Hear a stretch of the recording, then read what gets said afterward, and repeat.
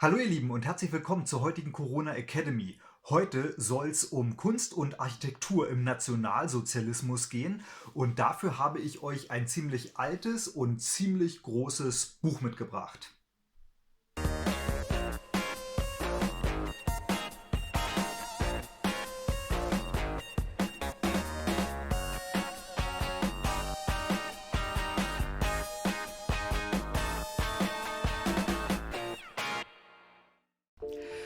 Das Buch stellt die neue Reichskanzlei vor, eines der berühmtesten Beispiele für Architektur im Nationalsozialismus. Ich habe das von meinem Opa geerbt und der war, wie viele, seit Anfang der 30er Jahre NSDAP-Mitglied und wahrscheinlich, wie die meisten Deutschen, ein begeisterter Anhänger der Nationalsozialisten. Er hat das Buch wahrscheinlich 1940, als es herauskam, schon gekauft oder geschenkt bekommen. Wenn man sich mit Kunst und Architektur der Nationalsozialisten beschäftigt, kann man ein Stück weit die Faszination, die dieses Regime auf die meisten Menschen ausübte, nachvollziehen. Architekt der neuen Reichskanzlei war Albert Speer und das ist eine der spannendsten Persönlichkeiten im Nationalsozialismus.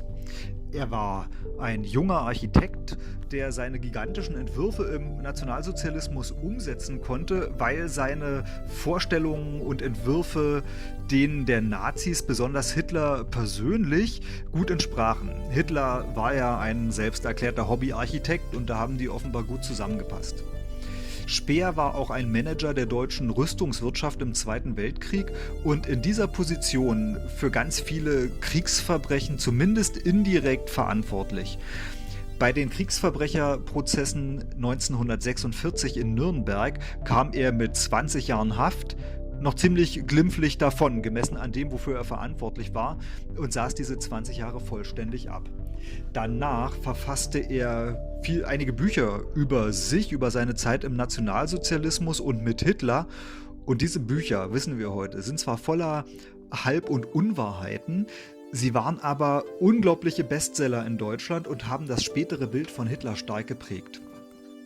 Repräsentative Architektur im Nationalsozialismus war, nicht nur, aber vor allem, im Stil des Neoklassizismus gehalten.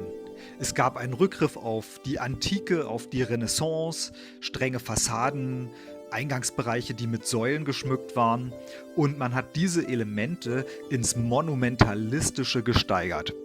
Auf diese Weise wollte man Macht und Machtansprüche darstellen und der Mensch fühlte sich klein und bedeutungslos. Das kann man bei erhaltenen Bauten heute auch noch gut nachvollziehen. Die neue Reichskanzlei wurde von 1938 bis 1939 gebaut, also in sehr kurzer Zeit. Der Name ist beinahe eine Irreführung, denn eigentlich war die Reichskanzlei, vergleichbar mit dem heutigen Bundeskanzleramt, die Regierungsbehörde des Kanzlers. Der Bau der neuen Reichskanzlei diente aber vor allem der Repräsentation und manchmal wird sie sogar als gebaute NS-Ideologie bezeichnet. Das fällt schon an den Großplastiken im und am Gebäude auf.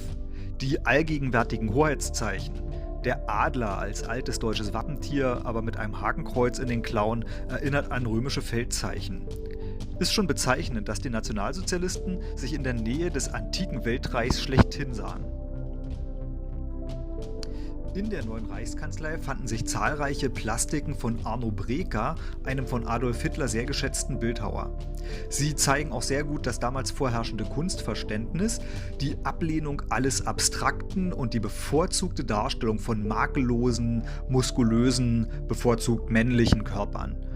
Dazu findet sich überall eine direkte oder indirekte Verherrlichung von Krieg, von Armee, von Waffen, Kampf und Bereitschaft zum Kampf. Ganz besonders berüchtigt ist dieser Bau für die Abfolge von riesigen repräsentativen Räumen, die so angelegt waren, dass Besucher von der Größe des Deutschen Reiches überwältigt werden sollten. Albert Speer soll es selbst als die Diplomatenroute bezeichnet haben. Ein Weg, der durch mehrere Innenhöfe und monumentale Säle führte und nur den Zweck hatte, Besucher zu beeindrucken und vor einem Besuch bei Adolf Hitler ein wenig einzuschüchtern. Auch wenn bis heute jeder Staat für Repräsentationszwecke besonders beeindruckende Kulissen wählt, diese Räume scheinen eher zu einem römischen Kaiser mit Cäsarenwahn zu passen. Die Allgegenwart des Hakenkreuzes im Raumschmuck zeigt auch, wie die NS-Bewegung mit dem deutschen Staat verschmolzen war oder sich als selbstverständliche Führungsbewegung einstufte. An den Innenräumen zeigt sich, dass nicht der Mensch das Maß dieser Räume war, und das passt auch sehr gut zur unmenschlichen Ideologie der Nazis. Die Marmorgalerie mit einem polierten Boden war vermutlich nach dem Vorbild des Schlosses von Versailles gestaltet. Das Finale dieser Route war das Arbeitszimmer von Adolf Hitler. Es hatte eine Fläche von ungefähr 390 Quadratmetern. Wisst ihr übrigens, was ungefähr 350 Quadratmeter groß ist? Das Grundstück, auf dem mein Haus steht. Einschließlich Haus und einschließlich Garten. Und einschließlich Garage. Der Globus in der Ecke des Raumes hat es als Motiv sogar in Charlie Chaplins berühmten Film Der große Diktator geschafft.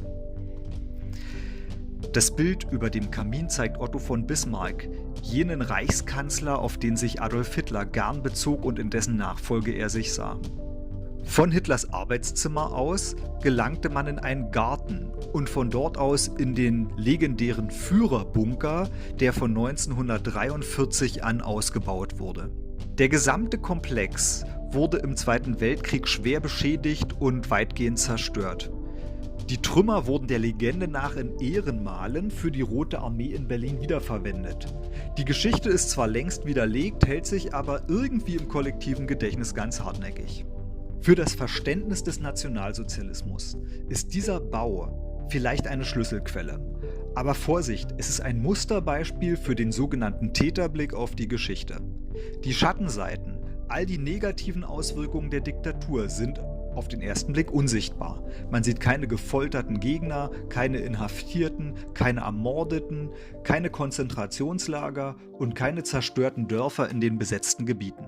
Nur die vielen grimmigen Blicke und gezogenen Schwerter lassen die Ziele der Nationalsozialisten durchblicken. Heute ist von diesem Bau außer ein paar Möbeln, Plastiken und Büchern wie diesem hier nichts mehr übrig. Man hat es bis Anfang der 50er Jahre völlig abgetragen. Aber man bekommt eine Ahnung von dem Weltbild und der Verachtung vom menschlichen Maß der Nazis.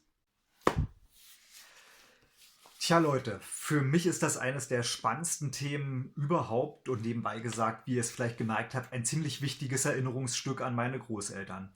Leider hatte ich nie die Gelegenheit, mit meinem Opa so richtig darüber zu reden, wie er sich im Nachhinein dazu gestellt hat oder wie er im Nachhinein darüber gedacht hat. Da war ich einfach noch zu jung. Von daher, wenn ihr die Chance habt, mit euren Großeltern über die Vergangenheit zu reden, macht es unbedingt.